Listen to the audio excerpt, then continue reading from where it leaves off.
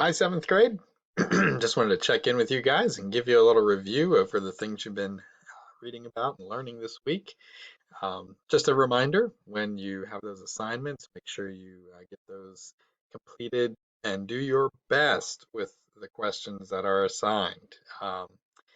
As always, we've been doing it all year. If I give you, the questions on page 384, do all of the questions, including for further study, unless sometimes you'll see it in the lesson plans. I might say chapter checkup only. That's the only time to where you would not do the for further study. Um, Also, along those lines, I know some of you, you turn in your work at different times of the day. That's perfectly fine. I generally go in and check the assignments one time a day. That may be later in the evening, or sometimes it's early in the morning the next day. So, if there's an assignment missing at that time, I mark it missing, not to penalize you, but just to let you know that I haven't seen it yet. I know sometimes you may have uploaded it after I've already checked the grades and it's there, and then you find out the missing report comes the next day, and it just may be I haven't gotten to check them yet. So don't worry if you see those missing assignments. If you've turned it in and you know you've turned it in, that's perfectly fine. I'll get to it, and you're not going to be penalized for turning it in the next day. If you do, push those to multiple days, if you're 2, 3, 4 days late, I'll probably take a penalty at that point. But everybody seems to be keeping up fairly well. So let's jump into our notes. We had two chapters this week, and both of them were really tracing Paul's trials. Uh, Remember, he came back from the third missionary journey. He arrived in Jerusalem, and he went to the temple. And when he was at the temple, uh, everything broke loose, chaos ensued. Some of the Jews thought, they supposed he didn't really do it. They thought he brought a Gentile into the temple. And so it started this giant riot. Everybody was outraged, and the Romans intervened and saved Paul. But the Romans didn't know what was going on. They assumed this man had done something wrong. They just wanted to calm everyone down. So he speaks to the crowd. They get angry again. The Romans decide to take Paul into the prison and beat him to find out what's going on. Of course, he's a Roman citizen, so they're not allowed to beat him. So they finally took him to the Sanhedrin. This was all, we studied all of this before spring break. Um, so he goes before the Sanhedrin. That's when he divided the council by saying, I'm a Pharisee and I'm on trial for the hope of the resurrection.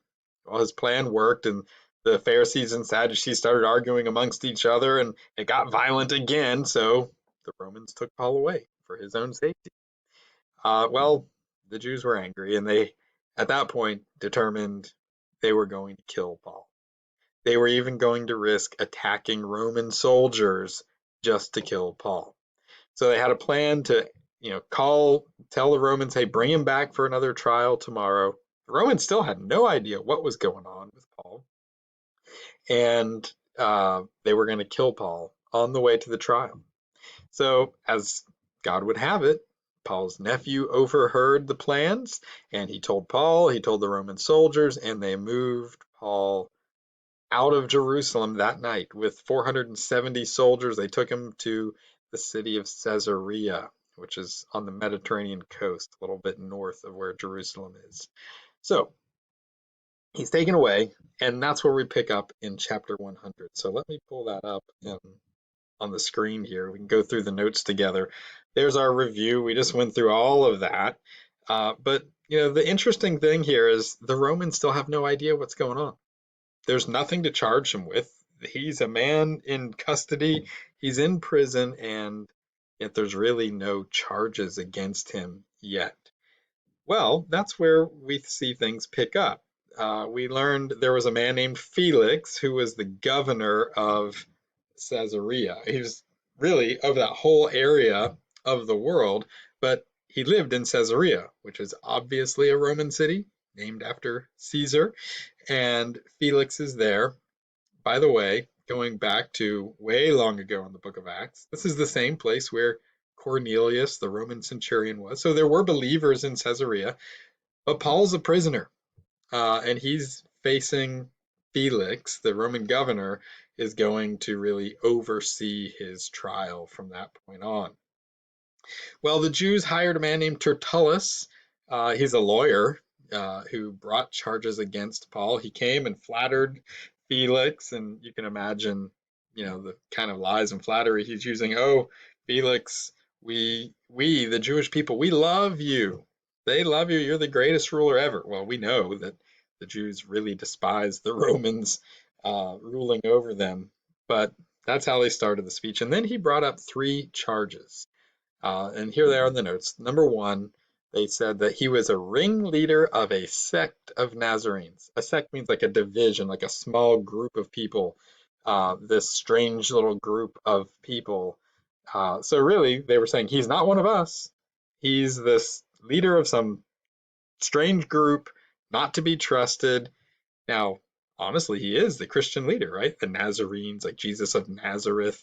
Um, but they're kind of smearing Paul, making it sound real shady, when certainly the Christians, there were lots and thousands of Christians at this point. Secondly, they accused Paul of being a troublemaker, creating insurrections and rebellions everywhere he goes.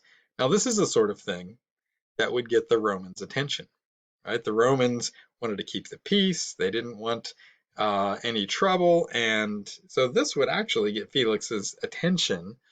We'll see how Paul deals with it later. And then thirdly, finally, they accuse him of profaning their temple, right? And that's really where everything began, was this accusation from, if you remember, a long time back, it was Jews from Asia who claimed he brought a Gentile into the temple, when it really he hadn't. So what's their strategy? They hire a kind of smooth talking lawyer. He's using flattery, really just lies, making up lies about who Paul is, trying to smear him, trying to make him sound bad. The sort of thing we sadly see today in our world, where people on either side of maybe the political spectrum, or celebrities and whatnot, where people are just dragged through the mud. That's what they do with Paul. So what does Paul do? Well, his defense is really noteworthy, the way he handles these accusations. On one hand, he has several specific arguments, and I'll just work through those really quickly. He does admit to being a leader of the Christians, but he told them and showed them how all of his teachings line up with the law and the prophets, that there's really no essential difference between the Old Testament religion and what he believed about Christ. And by the way, that's absolutely true. The Old Testament does teach the gospel in Christ. Secondly, he says, hey, I arrived in Jerusalem only 12 days ago, and I came here to worship. I didn't come to cause trouble. I came to, if you remember, deliver the gift, the collection. I came to bring a charitable donation. And they're pretending that he's some kind of troublemaker. He also says, I was only in Jerusalem 12 days. How could I possibly start a rebellion or some kind of insurrection in just 12 days? And then the fourth one is actually a fine legal point, where he says, my accusers aren't here. Those Jews from Asia, the people who started the whole uproar, they aren't here. Well, that was and still is a legal right to face your accuser in the court of law. Give you a quick story. I'll try not to blow all of my time on this, but when I was a teenager, I got a ticket for speeding and for doing some foolish things driving, and I showed up to court. My dad was real careful to make sure I learned that lesson and go see the judge and face the judge there in the courtroom. Well, when they called my name, the judge said, your case is dismissed. I got away with it. Nothing happened. And she said, the police officer is not able to be here today. And so even today, if you go to court, even for a speeding ticket, the police officer has to show up if you're going to face your accuser. So Paul uses that argument to defend himself. And then he says the only real disagreement is about resurrection, and that was a disagreement that the Pharisees and Sadducees all had. So those are his specific arguments. The general principles, well, he's using common sense. He's using his legal rights. He's trusting in God. Notice he's not panicking. Paul's not fearful and begging and pleading, please save me, I'm too young to die. Nope, he's trusting God in all of this. And he knows, God has already told him that he's going to bear witness in Rome. Well, the result of this trial was pretty sad. Felix didn't do anything for 2 years. He left Paul in prison in Caesarea for 2 years. That's it. That's injustice. And we learn by reading in Acts that he was hoping that some of Paul's friends would bribe him, and that he was also afraid of making the Jews angry. So, Paul's trial, it's unfolding. Things are going, it seems like a good trial. Like, okay, he has good arguments, should be done with this. Well, Felix does nothing with it. He never gives a verdict. He just leaves Paul there in Caesarea in prison. So that brings us to chapter 101, which is really a couple chapters in the book of Acts, but there's a new judge in town. There's a new governor. Felix leaves him in prison so long that even when he moves on, we don't know what happened. Maybe he died, maybe he got appointed to move to another district or something, but now there's a new judge, Festus. Well, the Jews hadn't forgotten about the trial. They asked Festus to bring Paul to Jerusalem. Again, they still wanted to ambush him and kill him. But Festus said, no, no, no, you come to me. You come to Caesarea. And so they do. And it's a very similar trial. Similar thing happens where the same kinds of accusations. Paul defends himself in the same way. And Festus says, hey, Paul, how about I send you back to Jerusalem? How about I just send you to the Sanhedrin and let you have your trial there? Well, that, again, is not the way courts work. You don't appeal your case down, you go up to higher courts. And so Paul, using his legal rights again, appealed his case to Caesar, which means this is the highest court. He has to go to Rome. As a Roman citizen, if you appeal your case to Caesar you go. And so Festus has to send him to Rome. Well, there's a little problem. If you're Festus, they still don't know anything about why Paul's really there. There's some religious disputes about the resurrection. They don't really have a good legal reason to send him to Caesar. Right? This is going to be embarrassing for Festus to send Paul there for no reason. So he asked Agrippa. Agrippa was a local king, like Herod the Great, one of his descendants. He knew the Jews a lot more carefully than Festus would have known them. And so he asked Agrippa to hear the case too. And he did. He and his wife did. And yet again, Paul gave a lengthy speech where he really is just using this as an opportunity not to defend himself legally, but to explain the gospel. He talked about his own background, his conversion. He talks about the death and resurrection of Jesus. And it's powerful. He goes on for a long time. If you read the passage, you remember that. It was a pretty lengthy chapter. And the reaction is really the interesting thing to learn about here in this chapter. Festus, when he hears Paul talk about the resurrection, Festus says, you're crazy. Your learning has made you mad. And, the resurrection sounds pretty crazy to people, even today, if you don't put your faith in God's word. Someone dead coming back to life. Well, Agrippa, he knew those things, though. He knew all about the death and resurrection of Jesus. This was not news to him, and he recognized what Paul was trying to do. He recognized that Paul was preaching to him.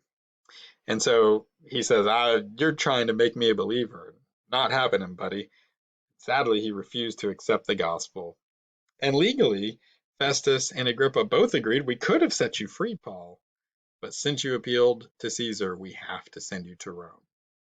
And so that's where the book of Acts is going to take Paul next, is going to take him to Rome. And we'll see that next week as we continue our study. But we wrap it up here. So what's going on? Well, Paul is faithfully persevering through that persecution and continuing to share the gospel even in prison. So hope you guys have a good weekend and have had a good week, and I hope to see you sometime soon. Take care. Bye-bye.